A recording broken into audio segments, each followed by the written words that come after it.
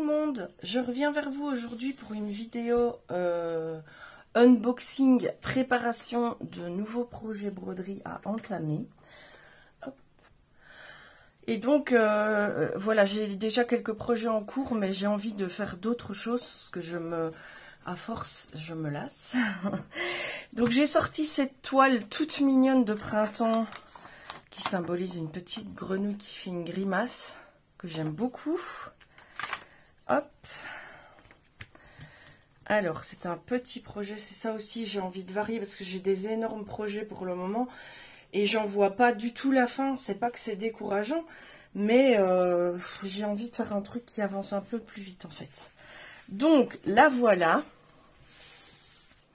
Hop, je vais vous remonter. Ouais, non, je vais pas zoomer, moi je ne sais pas zoomer sur mon téléphone, mais je vous remonte, voilà. Alors, c'est une 11CT évidemment, donc les symboles sont faciles à lire. Il n'y a pas de... Oui, j'ai ce problème-là aussi pour le moment, c'est usant parce que j'avance pas vite sur mes toiles. C'est des grandes toiles avec des symboles très similaires qui sont difficiles à déchiffrer sans faire d'erreur. Il faut toujours regarder le patron pour être sûr et franchement, du coup, j'ai l'impression que j'avance pas en fait. Il y a tellement d'idées de symboles différents, alors pourquoi en faire des hyper similaires et les mettre les uns près des autres? Mais bon, en même temps, voilà, c'est un ordinateur qui fait la conversion et l'ordinateur n'a pas cette pensée logique là, en fait. Pour lui, mettre un symbole rouge et un symbole orange, c'est deux symboles différents. Il ne se rend pas compte que pour les gens qui ont quelques difficultés visuelles, des lunettes et tout ça, rouge et orange sur une toile estampée, ça peut parfois être similaire, quoi.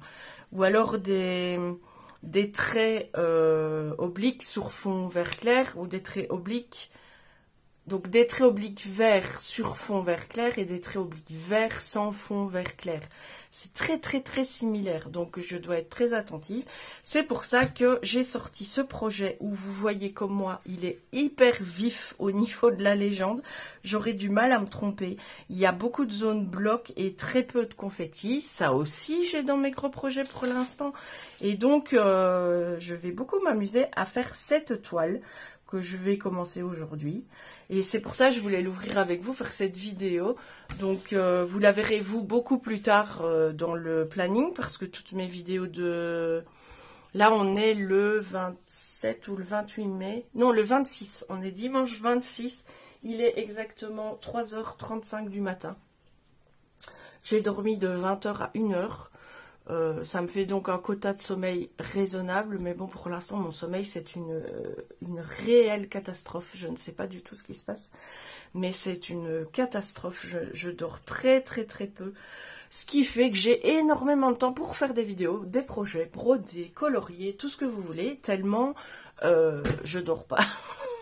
Voilà, et là j'en profite, je suis toute seule à la maison, donc je peux parler aussi fort que je veux, je ne réveillerai personne. Alors, les fils de ce petit projet sont déjà sur cartonnette. Alors, j'avais acheté des petits attache-fils individuels pour faire mes projets. Mais là, maintenant, quand c'est sur cartonnette comme ça, je les laisse. Il y a 24 couleurs, c'est pas beaucoup. Vous voyez qu'on est vraiment dans un printemps éclatant avec tous ces verts. Je vais faire un plaisir de faire cette toile. Et alors, j'ai sorti aussi un gros morceau. Autant je vous dis que mes grands projets, on ne changera pas. Je suis comme je suis. Je voulais commencer la toile. Alors, l'image ne lui rend absolument pas justice. D'Alice au pays des merveilles. Alors ça, c'est une grande toile qui fait 90 par 60. C'est également une 11CT. Alors, je suis complètement novice en point de croix. J'entends plein de gens qui disent le nombre de points. J'imagine que c'est ça, 364 par 234, et je ne sais pas à quoi ça correspond, j'en suis désolée. Je regarde énormément de vidéos pour l'instant en point de croix pour apprendre, mais c'est encore très nouveau pour moi. Donc, voilà la toile. Le mettre comme ça, franchement, oui, je ne saurais pas vous le montrer en une fois. Hein. Attendez, hop. Ah, pardon, je vous ai fait bouger. Donc, il est aussi grand que la toile. Je vais essayer quelque chose. Tiens, parce que comme ma perche, elle peut aller dans les deux sens, on va essayer. Attendez. Hop, je le mets au sol. Voilà. Si je vous tourne comme ça gentiment. Hop là. Ah ben voilà, c'est parfait ça. Voilà, vous voyez le plan, vous voyez mes magnifiques pieds. Mes carrelages font 50, je crois. Donc ça vous donne une idée de la taille du plan. Le plan fait 2 carrelages et demi. Donc c'est pas mal du tout. Très peu pratique à suivre. Du coup, avant de vous retourner, et là je vais vous expliquer l'histoire. À mon avis, je vais trouver facilement des symboles trop similaires. On va voir ça ensemble. Comment est-ce que ça se plie? Ouais, déjà, ça c'est, vous avez ce problème là aussi de plus savoir replier. Ça a été déjà déplié une fois. C'est fou ça. Voilà, c'est bon. Alors la toile, hop. Oh là là là là là là là là là là là. J'en ai pour 2 à 3 ans à faire cette toile. Hop, la voilà. Donc vous avez le point d'eau. Elle est à l'endroit. Voilà, ça vous donne une idée. Donc elle fait, comme je vous l'ai dit, 90 par 60, un peu moins d'1 mètre. Voilà, je vais vous reprendre sur le bureau. Je vais pas... Vous l'avez vu dans son ensemble. Maintenant, on va un petit peu voir si... Elle ne sera pas trop complexe à faire, hein, évidemment. J'ai recommencé le point de croix il y a 1 an et demi, je crois. Alors, je vois des images, je les prends, mais je ne fais jamais attention aux confettis ou aux zones blocs. Enfin, maintenant, si je commence, mais j'ai acheté beaucoup de toiles sans faire attention à ça. Et aussi aux dimensions, quoi. Là, je me raisonne, si j'achète encore des toiles, à prendre des petits projets pour intercaler avec tous les énormes projets que j'ai. Il y a 50 couleurs au niveau des symboles. Jusque là tout va bien. Ouais, ça pour moi c'est pas toujours évident. Donc vous avez une flèche pleine et un petit symbole plus petit que. Ça dans la toile il se peut que pour moi ça pose problème. Je vais regarder comment ils sont imprimés. Donc la flèche est bien épaisse. Non, ça va. Ça ne prête pas à confusion. Vous avez ici... Attendez, je vais redescendre le téléphone parce qu'il faut que je vois. Je ne peux pas rester debout et si je ne vois pas ce que je vous montre, on va avoir une vidéo de M. Vous avez donc ici le symbole avec le plus petit que. Et ici le symbole avec les flèches très épaisses. Donc ça va. Dans ce cas-ci. Point rouge, il n'y a pas de point orange. Ah si, point rouge et point orange. Il y a donc le point rouge, il est ici et ici un peu plus bas. Où est-ce qu'il est le point orange? Il est là. Point orange et point rouge. Alors, les points orange, vous voyez, ils sont tous ici. Le long et les points rouges... Il y en a un peu là, un peu là. Ça, c'est du... Attendez, parce que j'ai l'impression que je dis n'importe quoi. Ouais, les points orange, ils sont ici, pas là. Ça, c'est du carré orange. Les points orange sont ici. Il n'y a pas de mélange quand il y a du point orange avec du point rouge, a priori. Ah oui, ça va. Et les points rouges sont ici. Donc, ça va. Franchement, je suis étonnée, mais franchement, les symboles, bravo. Ils sont très diversifiés, pas comme sur les toiles que je fais pour le moment. La toile n'est pas trop rêche, les impressions sont bien. Franchement, je suis contente, même si c'est un immense projet. Faut pas voir le projet, quand on fait du point de croix, faut pas voir le projet dans son ensemble. Hein. Faut voir un petit carré du projet et puis voilà. Par contre, je suis fascinée par les filles. Enfin, en fait, je devrais faire une vidéo FAQ inversée. c'est-à-dire moi poser toutes les questions que j'ai besoin de poser pour le point de croix, parce que je suis novice, j'essaye d'être autodidacte, mais c'est compliqué, j'ai du mal. Comment vous faites pour savoir le nombre de croix que vous faites? Oui, quand on fait par carré, c'est facile, on calcule le nombre de croix dans un carré, mais moi je ne pratique pas du tout le point de croix comme ça, je remonte par vague en fait, je ne suis pas structurée, disons que j'ai du mal à concevoir qu'on arrête, par exemple, voilà, que je décide de faire ces 4 carrés-ci, voilà, mais que j'arrête mon fil de croix rouge là, alors qu'il y en a encore plein à faire là. Si mon fil n'est pas fini, évidemment. Parce qu'on perd du fil chaque fois qu'on l'arrête ou qu'on le redémarre. Donc, vous voyez, j'ai du mal. Je suis admirative des filles qui font comme ça et j'aimerais bien apprendre. J'ai aussi vu qu'il y a des filles qui font des broderies en laissant les fils pendre au fur et à mesure. Ça, j'aimerais bien apprendre aussi parce que je trouve ça hyper pratique. Et il y a encore plein d'autres questions que je dois vous poser, mais je consacrerai une vidéo à ce thème-là aussi. Qui n'a rien à voir dans cet unboxing. Donc pour l'instant cette toile, ben, c'est difficile de vous la montrer, ça m'embête vraiment. Je vais peut-être voir si dans mon cahier de broderie, elle serait pas plus visible. Oui, elle est beaucoup plus lisible sur l'image que j'ai imprimée. Donc vous voyez, c'est une toile Alice. Vous avez Alice au bord de l'eau avec en tout petit à côté le chat, un petit peu de magie ici. J'ai vu Diddledum et Diddledoo ici en dessous. Le lapin, ah ben c'est le lapin qui court, la petite magie là, elle se termine là. Donc le lapin qui est toujours en retard, le lapin blanc si je me rappelle bien. L'armée de la reine de cœur avec la reine de cœur ici. Et la chenille, donc les personnages principaux d'Alice au Pays des Merveilles sont représentés sur cette toile. J'ai vraiment eu un coup de cœur même si... Ah, vous avez la table du Chapelier Fou et le Chapelier Fou ici. Même si je ne suis pas Disney, en fait, moi, j'aime les contes originaux. J'ai fait des études littéraires à la base et ensuite des études d'institutrice. Et donc, j'ai beaucoup étudié les contes en littérature et je préfère les contes originaux que ce que Disney en a fait pour la plupart. Mais Alice est assez fidèle et ouais, c'est pas une princesse qui tombe amoureuse de son prince et tout, chose... Scénario que je n'aime vraiment pas à la base. Je préfère d'autres dessins animés. Je ne suis pas anti-dessin animé ou anti-Disney. Hein. J'adore plein de Disney.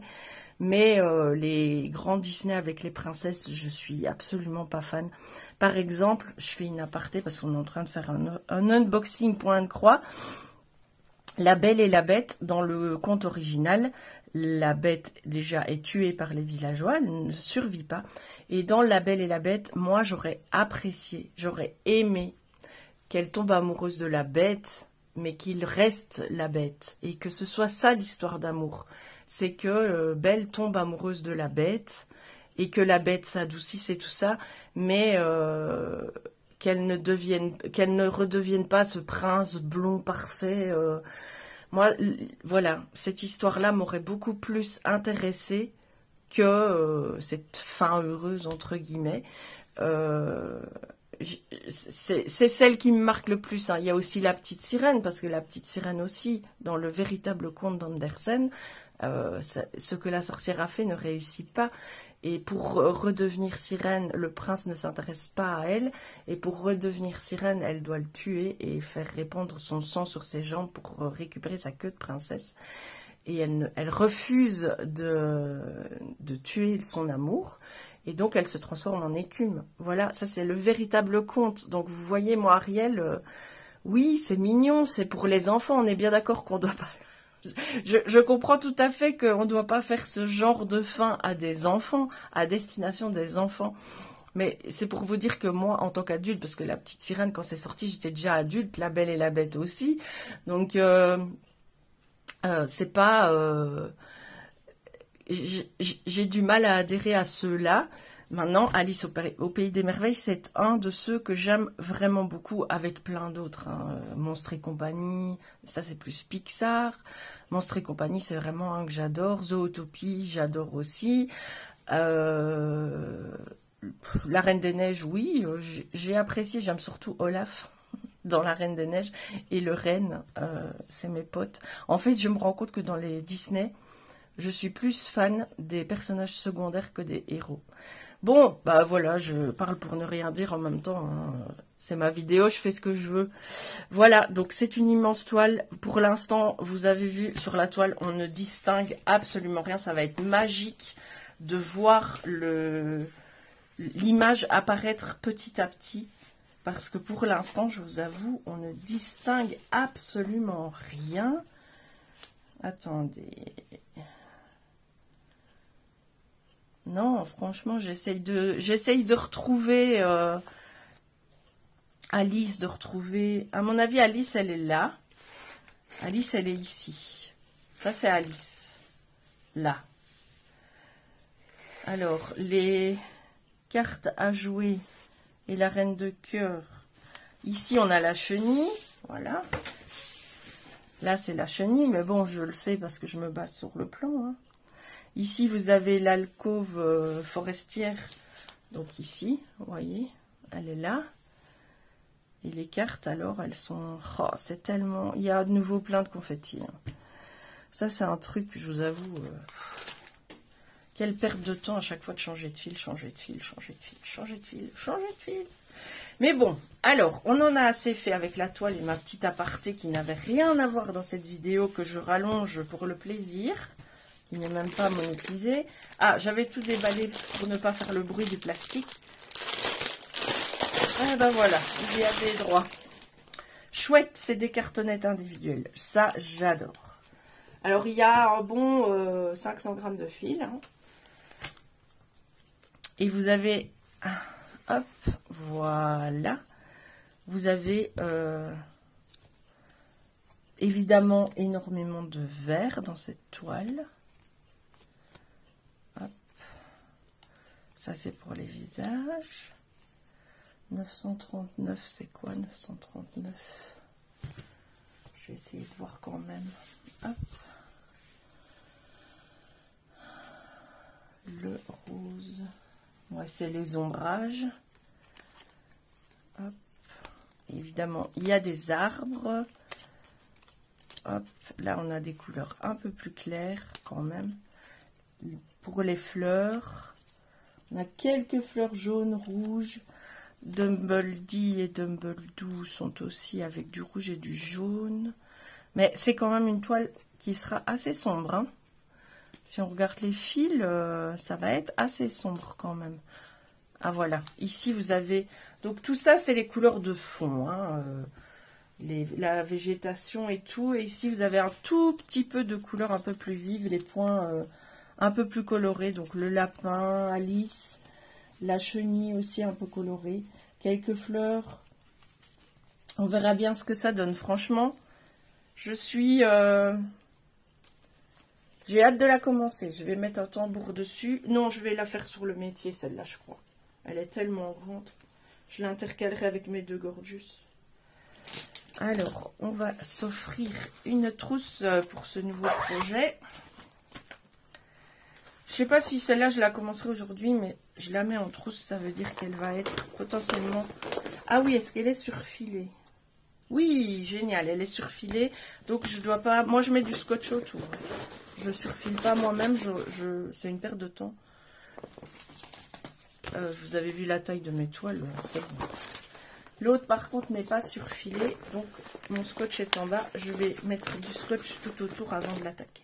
Quand je dis scotch, c'est du ruban de masquage de peinture. Hein. Donc du scotch à peu près doux, quoi. Et voilà, c'était une vidéo unboxing et préparation de nouvelles toiles à entamer. J'espère que cette vidéo vous plaît. Pour l'instant, je suis obsession broderie. Je vais encore vous tourner une autre vidéo où je vais vous parler de nouveaux, pas projets, mais d'une porte qui s'ouvre en broderie. Voilà, on va dire ça comme ça. Ça m'a toqué et j'ai commencé et je vous montrerai ce que j'ai acquis en vue de commencer ça. Je vous ferai une vidéo dédiée, j'attends mes colis. Mais celle-là, je vais la commencer, je vais descendre maintenant. J'ai fait les 2 vidéos que je voulais. Je vais descendre et je vais commencer la grenouille. Voilà. Je vous dis à bientôt dans une nouvelle vidéo. Faites ce que vous avez envie de faire dans la vie et surtout faites-le avec plaisir et profitez. Pas de culpabilité quand on se fait plaisir. Voilà, je vous embrasse fort. À très bientôt.